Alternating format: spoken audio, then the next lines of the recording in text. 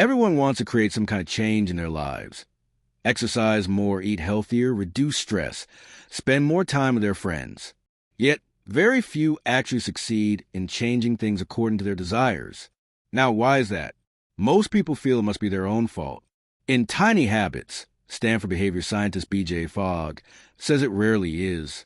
The problem, he explains, is actually with our approach to change. It's a design flaw, not a personal flaw. Get ready to discover what that means and what you could do to bridge the gap between want and do. Tiny Habits. Imagine being tasked with putting together a chest of drawers with faulty instructions and parts missing. You would feel frustrated, wouldn't you? But would you blame yourself? Of course you wouldn't. You would blame the manufacturer instead. Yet, as BJ Fogg writes, when it comes to failed attempts at change, we almost never blame the manufacturer. We blame ourselves. The reason? We feel that motivation is enough. In other words, we feel that failing in something is a result of us not wanting that something enough.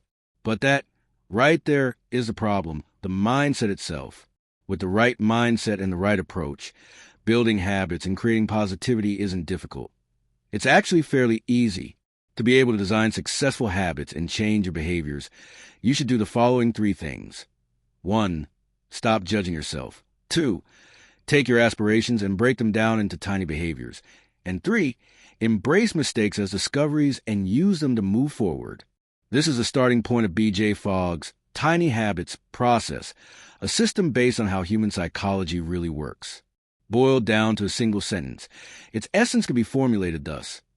Take a behavior you want, make it tiny, find where it fits naturally in your life, and nurture its growth. The key word, as should be obvious by now, is tiny, and there are a few reasons why. First of all, tiny is fast. When life is as high speed as it is today, nobody has 30 minutes each day to exercise regularly. That's why the Tiny Habits process is all about actions that can be done in less than 30 seconds. Secondly, tiny is safe. Our brains are built to contest big, uncomfortable changes, but they don't even bother with small ones. The good news is that the former are composed of the latter. So, over time, tiny will inevitably grow big. Tiny is also great because it doesn't rely on motivation. When something is small, it's easy, and when something is easy, willpower becomes irrelevant. Speaking of, tiny allows you to start right now. Want to do that? Well, here's a good habit to kick things off. Each morning, after putting your feet on the floor, say the following phrase, "It's going to be a great day." You got it. Now you're in the right mindset. The elements of behavior. According to the Fogg behavior model, all human behaviors are driven by 3 variables: motivation, ability, and prompts. Motivation is your desire to do something. Ability is your capacity to do it. And finally, prompt is the cue that triggers it. Only when these 3 elements come together, a certain behavior can happen. Here's a good example. In 2010, millions of people donated to the American Red Cross in response to the massive earthquake that hit Haiti. Why? Because many people wanted to help the victims of this devastating disaster. So motivation, checked. Also, because it was easy to donate. You could do that just by sending a text message. Ability, checked as well. Last but not least, because there was a trigger. The Red Cross sent text messages to all Americans inviting them to donate. Prompt, check too. The Fogg behavior model is the key to unlocking the mystery of human behavior and your main tool to change your habits. Not only does it show what behaviors are made of, but it also reveals the relationships between the 3 elements. In plain English, it makes evident the following 4 things. The more motivated you are to do a behavior, the more likely you are to do the behavior. When motivation is high, adrenaline is high as well. So a mother can lift a car up if it means saving her kid's life. The opposite, unfortunately, is also true. When motivation is low, nobody can do anything unless it's very easy. Most of the time, and this is very, very important, we are not motivated enough to introduce any changes in our lives. The harder a behavior is to do, the less likely you are to do it. It's not that you particularly like scrolling in bed for hours. The habit is just too easy to not do. Reading a book, on the other hand, is difficult and takes time. So, no matter how much you might like to read Tolstoy tonight, You'll probably end up scrolling endlessly through Facebook. Remember, the easier behavior is to do, the more likely behavior will become a habit. Motivation and ability work together like teammates. With relation to your habits and behaviors, motivation and ability are inversely proportional, meaning the less you have of one, the more you'll need of the other to do something. Understanding this relationship is key to understanding your ability to change. No behavior happens without a prompt. Regardless of your levels of motivation and ability, lest you have a prompt, you won't act. The opposite is also true. You can disrupt the behavior just by removing the prompt. Don't want to fall asleep while scrolling through Facebook? Just lock your phone in a drawer before going to bed. It's not difficult, is it? Motivation. Focus on matching. Even though most people believe that motivation is a true engine of behavior change, as we just explained, it's actually just one of the three elements that drive behavior. The problem is that motivation is also the least reliable of the three, and the only one over which we have limited control. In the memorable words of BJ Fogg, motivation is like a party animal friend, great for a night out, but not someone you rely on to pick you up from the airport. That's why, if you want to acquire a new habit, contrary to popular advice, you won't need to build a habit-changing routing around rewards and incentives. Rather, you will need to learn how to pick behaviors that don't rely on motivation. You see, motivation comes in waves. High levels of motivation are great if you need some help to do a difficult thing once, but unsustainable if you want to obtain a new habit.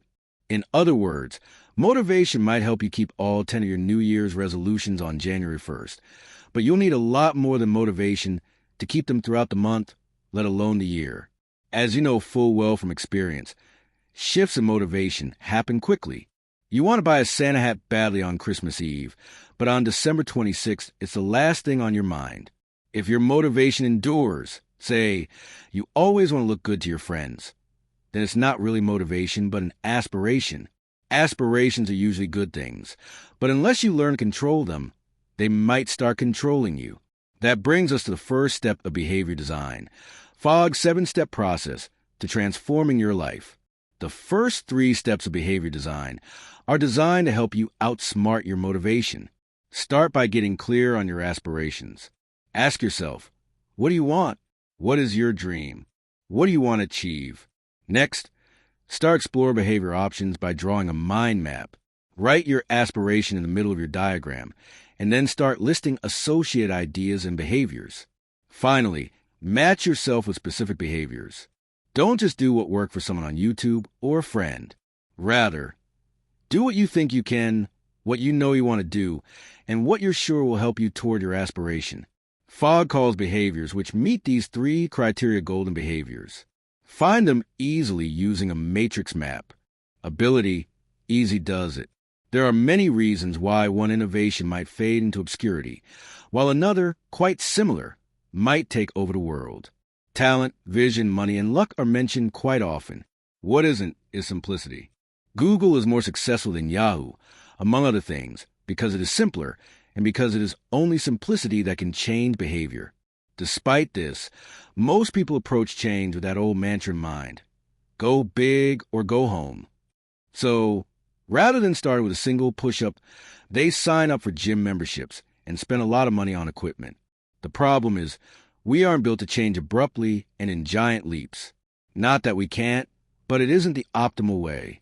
For most people, the only road to change is thinking tiny. This is the 4th step in behavior design, the only one related to the second element of behavior, ability. In terms of difficulty, all behaviors can cause you some kind of trouble, whether in relation to your free time, your schedule, your financial means, your physical capability, or your mental energy. Fogg calls these 5 elements the 5 ability factors. Breaking down complex behaviors into tiny actions means lasering in on which of these factors is likely to cause you the most trouble, as your ability chain is only as strong as its weakest ability factor link. To discover this weakest ability factor, ask yourself the following 2 questions. 1. What is making this behavior hard to do? And 2. How do I make this behavior easier to do?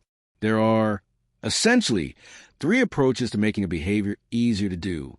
First of all, you can increase your skills. Obviously, when you are better at something, it's easier to do said something. However, if you don't have the energy to skill up, you can always try getting the relevant tools and resources to dumb down behavior. In the words of Fogg, something as small as unwashed lettuce or mismatched Tupperware lids can be the difference between bringing a salad to work and grabbing a burger. Finally, you can break down behavior into the simplest steps possible. There are 2 ways to make things tiny. The first is starting small, with one small move toward the desired behavior. So rather than making 20 push-ups, make 1. Trust us, you won't stop there. You can also make things tiny by scaling a behavior down. For example, commit to flossing just 1 tooth after eating. Once again, you won't stop there. Prompts. The power of after. There's a reason why most people cannot resist clicking on an app with a little red number on it. That feature has been specifically designed to hack the way into the human brain.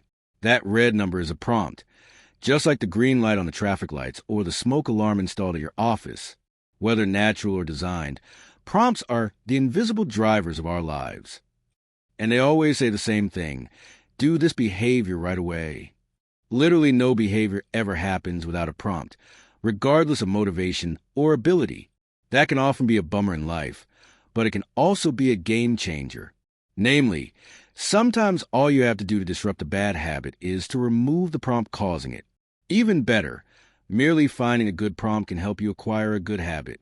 That is the 5th step of the Fogg behavior model. Finding a good prompt may not be as easy as 1, 2, 3, but it is certainly as easily memorable as ABC, because that's precisely the acronym Fogg uses to sum up the process. A stands for identify your anchors, that is to say, for finding an existing routine like brushing your teeth, or an event that happens often, like a phone ringing, to which you'll attach your new habit. B is for breaking down that habit into super tiny and super easy behaviors, such as flossing 1 tooth or doing 2 push-ups, which you'll do immediately after the anchor moment. Finally, and this is the 6th step of the Fogg behavior model, C stand for celebrating immediately after doing the new tiny behavior. So, anchor, behavior, celebration. ABC, celebrating 2 push-ups may seem ridiculous, but it's actually important because, in essence, it is neither repetitions nor frequency that creates habits, but emotions. Why? Because it is emotions that make behaviors more automatic. When you are designing for habit formation, you are really designing for emotions, writes Fogg. However, you must remember that habit formation isn't a one-off event, but a long process. That's why the final 7th step of the Fogg behavior model is troubleshoot, iterate, and expand. The last 2 are self-explanatory. To troubleshoot behavior, you need to follow these 3 steps in the order they are presented here. 1. Check to see if there's a prompt to do behavior. 2. See if you have the ability to do the behavior. 3. See if you are motivated enough to do the behavior. As you can see, motivation comes last, not first. So, quite literally, the Fogg behavior model turns the science of habit formation upside down. Final notes. BJ Fogg is one of the most renowned habit experts in the world, and Tiny Habits proves this. In addition to being nicely structured, the book is also quite simple and immensely practical. Rather than prescribing exact habits, it shares a breakthrough method for wiring in any habit you might want. Together with Charles Duhigg's The Power of Habit and James Clear's Atomic Habits. Probably one of the best books on the subject. Recommended.